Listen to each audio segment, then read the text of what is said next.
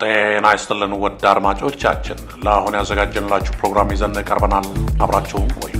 ወቅታዊ ታማኝና ፈጣን መረጃዎችን ለመከታተል ቻናላችንን ሎሚ ሚዲያ ሰብስክራይብ፣ ሼር እና ላይክ በማድረግ ቤተሰብ ይሁኑ። ይህ ሎሚ ሚዲያ ነው። ውድ የሎሚ ሚዲያ ተከታታዮች፣ በዛሬው ፕሮግራማችን ደግሞ ልዩ የምርመራ ትንታኔ የኢትዮጵያ ኢኮኖሚ የድንጋጤ ሕክምና በሚል ያዘጋጀንላችሁ ትንታኔ ይሆናል። ቆይታችሁ ከኛ ጋር ይሁን። የብልጽግናና አይኤምኤፍ ምስጢራዊ አሻጥር፣ ከጁላይ 29 የፍሎት ውሳኔ እስከ ታህሳስ የኑሮ ውድነት፣ ሀገርን የመሸጥ ያህል የተቆጠረው የኢኮኖሚ ፖሊሲ ለውጥና የህዝቡ እንባ፣ ታህሳስ 2017 ዓ.ም አዲሱ የኢኮኖሚ እውነታና ዘረፋው ላለፉት ዓመታት በጦርነት በድርቅና በፖለቲካ አለመረጋጋት ሲፈተን የቆየው የኢትዮጵያ ኢኮኖሚ አሁን ደግሞ በፖሊሲ ለውጥ ምክንያት በታሪክ ታይቶ በማይታወቅ የዋጋ ንረት ውስጥ ይገኛል። ብዙዎች ይህንን ሁኔታ መንግስት ህዝቡን በጠራራ ፀሐይ የዘረፈበት አሻጥር ሲሉ ይገልጹታል። የጠቅላይ ሚኒስትር አብይ አህመድ አስተዳደር ከዓለም አቀፉ የገንዘብ ተቋም አይኤምኤፍ ጋር የገባው ውል የኢትዮጵያን የገንዘብ የመግዛት አቅም በአንድ ሌሊት የሰበረና መካከለኛውን ገቢ ያለው የህብረተሰቡ ክፍል ወደ ድህነት የወረወረ ክስተት ሆኗል። ይህ ትንታኔ በይፋ ከተነገረው በስተጀርባ ያለውን እውነት፣ የተከናወኑትን ሴራዎችና የህዝቡን ሰቆቃ በዝርዝር ይፈትሻል። አብራችሁን ተጓዙ። በመጀመሪያ ከ2023 መጨረሻ እስከ 2024 መጀመሪያ የጭንቀት ጊዜያት የዘረፋው መደላድል የተዘጋጀው ገና ከወራት በፊት ነበር። መንግስት በትግራዩ ጦርነት ካዝናውን አራቁቶ ነበር። የዕዳ ወጥመድ ወይም ዘ ዲፎልት እንደ አውሮፓውያኑ አቆጣጠር ዲሰምበር 2023 ኢትዮጵያ ለውጭ አበዳሪዎች መክፈል የነበረባትን የ33 ሚሊዮን ዶላር ወለድ መክፈል ተሳናት። ይህ ሶቨሬን ዲፎልት ወይ ደግሞ የአገር ክስረት ለአይኤምኤፍ ቀዳዳ ከፈተ። አይኤምኤፍ ብድር ከፈለጋችሁ ኢኮኖሚውን እኛ በምንለው መንገድ ማሽከርከር አለባቸው የሚል አቋም ያዘ። የፍራንኮ ቫሉታ ሴራ፣ መንግስት ዶላር ሲያጣም ነጋዴዎች በራሳቸው ዶላር ሸቀጥ እንዲያመጡ ፍራንኮ ቫሉታ ፈቀደ። ይህ እርምጃ የጥቁር ገበያውን ዶላር ዋጋ አሰቀለው። መንግስት በድብቅ ጥቁር ገበያው ነው ትክክለኛው ዋጋው የሚለውን አስተሳሰብ በህዝቡ ጭንቅላት ውስጥ ቀረጸ።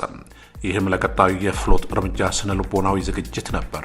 በመቀጠልም የጓዳ ውስጥ ድርድሮችና አሻጥሩ ዘባክሮ ሞዴል የሚሉት ከሰኔ እስከ ሐምሌ 2024 ህዝቡን የሸጠው ፊርማ ይህ ወቅት የጨለማ ድርድር ወቅት ነው። መንግስት ለህዝቡ አገር በቀል ማሻሻያ እያደረግን ነው እያለም ከአይኤምኤፍ ጋር ግን እጅግ አስቀያሚ ቅድመ ሁኔታዎችን እየተፈራረመ ነበር።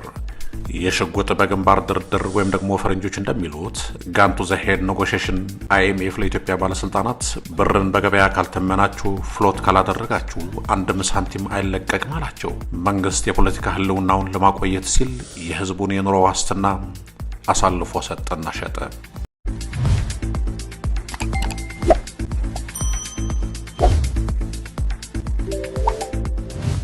ሚስጥራዊው የባንክ ትርፍ የውጭ ምንዛሬ ተመን በገበያ ሲወሰን ትልቁን ትርፍ ያጋበሱት ባንኮችና በባንክ ውስጥ የአክሲዮን ድርሻ ያላቸው የብልጽግና ደጋፊ ኦሊጋርኮች ናቸው። ዶላርን በርካሽ ሰብስበው በአንድ ሌሊት እጥፍ ትርፍ እንዲያገኙ ተደረገ። ይህ የኢንሳይደር ትሬዲንግ አይነት አሻጥር ነው። የብልጽግና ፕሮፓጋንዳ የውጭ ምንዛሬ ስለምናገኝ ኑሮ ይረክሳል የሚል ሐሰተኛ ተስፋ በመገናኛ ብዙሃን ተነዛ። እውነታው ግን መንግስትና አይኤምኤፍ የዋጋ ንረቱ እንደሚመጣ ጠንቅቀው ያውቁ ነበር። በሶስተኛ ደረጃ ደግሞ ጥቁር ሰኞ እየተባለ የሚጠራ ነው። ጁላይ 29 2024 ዓ.ም ዘ ዴይ ኦፍ ዘ ሄስት። ይህ ቀን በኢትዮጵያ ኢኮኖሚ ታሪክ ትልቁ የሀብት ሽግግር ዌልዝ ትራንስፈር የተፈጸመበት ቀን ነው። በዚሁ ዕለት ጠዋት 2 ሰዓት ብሔራዊ ባንክ መግለጫ ወጣ። ከዛሬ ጀምሮ ባንኮች ዶላርን በፈለጉት ዋጋ መሸጥ ይችላሉ አለ። ጠዋት 4 ሰዓት አካባቢ ደግሞ የኢትዮጵያ ንግድ ባንክ የአንድ ዶላር መግዣ ዋጋን ከ57 ብር ወደ 74 ብር አወጣው። ከሰዓት 8 ሰዓት አካባቢ ደግሞ የግል ባንኮች እርስ በርስ በመፎካከር ዶላርን ወደ 80 እና 90 ብር አደረሱት። በዚያኑ ዕለት ማታ የአይኤምኤፍ ቦርድ ዋሽንግተን ዲሲ ላይ ተሰብስቦ ኢትዮጵያ ትዕዛዛችንን ፈጽማለች በማለት 1 ቢሊዮን ዶላር ለቀቀ። ይህን ሁሉ ክስተት እየሆነ ያለው በአንድ ቀን ነው። እናም የአሻጥሩ ውጤት በአንድ ቀን ውስጥ በባንክ የተቀመጠ የህዝብ ገንዘብ አቅም በ30% ወደቀ። ይህ ማለት አንድ ሰው 100 ሺህ ብር ቢኖረው በዚያኑ ቀን ማታ ገንዘቡ የ70 ሺህ ብር የመግዛት አቅም ብቻ ነው የነበረው እና የቀረው። የተቀረውን 30% መንግስትና ባንኮች በዋጋ ግሽበት መልክ ዘረፉት። በአራተኛ ደረጃ ደግሞ የታህሳስ 2017 መልክዓ ምድር ዘ ከረንት ናይትሜር የኑሮ ውድነት እንደ ጦር መሳሪያ መጠቀም አሁን ባለንበት ታህሳስ ወር ዲሰምበር 2025 በፈረንጆች አቆጣጠር የፖሊሲው ውጤት ፍሬውን አፍርቶ መራራው እውነት ታይቷል። የዶላር ዋጋ ንረት በባንክና በጥቁር ገበያ መካከል ያለው ልዩነት ጠበዋል የተባለው የባንኩ ዋጋ ወደ ጥቁር ገበያው በመጠጋቱ እንጂ የጥቁር ገበያው ወርዶ አይደለም። አሁን በባንክ ዶላር ከ120 ብር በላይ ነው።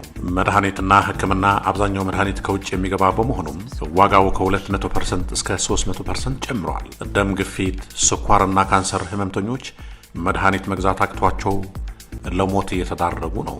ይህ የኢኮኖሚ ግድያ ነው። የትራንስፖርትና ነዳጅ አይኤምኤፍ ድጎማ ይነሳ ብሎ ባዘዘው መሰረት የነዳጅ ዋጋ በየወሩ እየጨመረ ነው። ይህ ደግሞ የምግብ ዋጋን አሰቀለው። አንድ ኩንታል ጤፍ ዋጋው ሰማይ ነክተዋል። የኮንስትራክሽን መቆም፣ ሲሚንቶና ብረታ ብረት ዋጋቸው በእጥፍ በመጨመሩ የግል ግንባታዎች ቆመዋል። ብዙ የቀን ሰራተኞችም ስራ አጥ ሆነዋል። በአምስተኛ ደረጃ ደግሞ የዘረፋ ስልቶች ናቸው። the five mechanism of the heist ይህንን ሁኔታ ዘረፋ የሚያስብለው ዝም ብለው የዋጋ ንረት ስለሆነ አይደለም።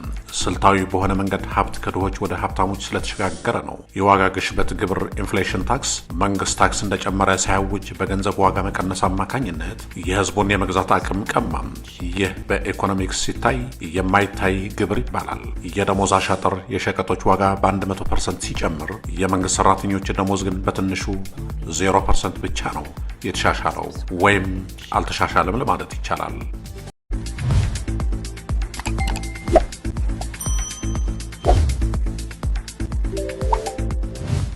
ይህ የሰራተኛውን የኑሮ ደረጃ ወደ ድህነት ወለል በታች ረገጠው። የወለድ ምጣኔ መጨመር ብሔራዊ ባንክ የብድር ወለድን ወደ 15% እና ከዚያ በላይ አወጣው። ይህ ማለት አነስተኛ ነጋዴዎች መበደር አይችሉም ማለት ነው። ትላልቅ ባለሀብቶች ግን ከውጭ ባመጡት ዶላር ኢትዮጵያ ውስጥ ንብረት በርካሽ እንዲገዙ አሴት ስትሪፒንግ ተመቻቸላቸው። የሴፍቲኔት ማታለያ አይኤምኤፍ እና መንግስት ለድሆች ድጎማ እናደርጋለን አሉ። ነገር ግን የሚሰጠው ድጎማ ከዋጋ ንረቱ ጋር ሲነጻጸር በማንኪያ እየሰጡ በዶዞር እንደመዛቅ ነው። ፕሮጀክቶችን ለውጭ ኩባንያዎች ማመቻቸት፣ የብር አቅም መውረድ የውጭ ኩባንያዎች የኢትዮጵያን መሬትና የሰው ጉልበት በነፃ እንዲያገኙ አድርጓል። ኢትዮ ቴሌኮምን የመሳሰሉ ተቋማትን ድርሻ ለመሸጥ የተጣደፈው ሂደትም የዚህ አካል ነው። በስድስተኛው ደግሞ የአይኤምኤፍ ድርብ ሚናና ግብዝነት ነው። አይኤምኤፍ በኢትዮጵያ ላይ የሚከተለው ፖሊሲ ኒዮኮሎኒያሊዝም አዲስ ቅኝ ግዛት መልክ አለው። ግብዝነት ደግሞ በመጀመሪያም በምዕራቡ ዓለም መንግስታት ዜጎቻቸውን ይደጉማሉ። በኢትዮጵያ ግን ድጎማ ኃጢአት ነው ብለው ያስቆማሉ። በሁለተኛ ደረጃ ደግሞ የገበያ ነጻነት ይላሉ። ነገር ግን ገበያው የሚቆጣጠረው በጥቂት የብልጽግና ፓርቲ አጋር ነጋዴዎችና በባንኮች ነው። የምርጥ ተማሪ ሽልማት መንግስት የህዝቡን ጩኸት ሰምቶ እንዳልሰማ በመሆን የአይኤምኤፍን ትዕዛዝ ስለፈጸመ አሁን በአይኤምኤፍ ዘንድ ተወዳጅ መንግስት ሆኗል። እናም ብድሩ የሚለቀቀው ለመልካም አስተዳደር ሳይሆን ለታዛዥነት እንደሆነ ነው። በመጨረሻም ማጠቃለያ ያልነው ሐሳብ ከታህሳስ 2017 ዓ.ም ጀምሮ የምናያት ኢትዮጵያ በመንግስትና በዓለም አቀፉ ተቋማት ስምምነት የተፈጠረች አዲሲቷ ኢትዮጵያ ናት። መንግስት ኪሱ በዶላር ተሞልቷል። የውጭ ዕዳውን ማራዘም ችሏል። ህዝቡ ግን ትላንት ይገዛው የነበረውን ዳቦ ዛሬ መግዛት አቅቶታል። ይህ ሂደት በታሪክ የሚመዘገበው እንደ ኢኮኖሚ ሪፎርም ሳይሆን የባንክ ዘረፋ በህግ ሽፋን ወይም ደግሞ ሌጋላይዝድ ሮበሪ ተብሎ ነው የሚጠራው። አሻጥሩ የነበረው ፖሊሲውን ሲያርቁ የህዝቡን ጥቅም ሳይሆን የመንግስትን ስልጣንና የባንኮችን ትርፍ ማዕከል በማድረጉ ላይ ነው። የተከበራችሁ የሎሚ ሚዲያ ተከታታዮች ለአሁን አዘጋጀንላችሁ አጠር ያለ ትንታኔ ይህን ይመስል ነበር። በቀጣይ ፕሮግራም እስከምንገናኝ ሰላም እያላችሁበት ታማኝ ወቅታዊና ፈጣን መረጃዎችን ለመከታተል ቻናላችንን ሎሚ ሚዲያ ሰብስክራይብ፣ ሼር እና ላይክ በማድረግ ቤተሰብ ይሁኑ። ይህ ሎሚ ሚዲያ ነው።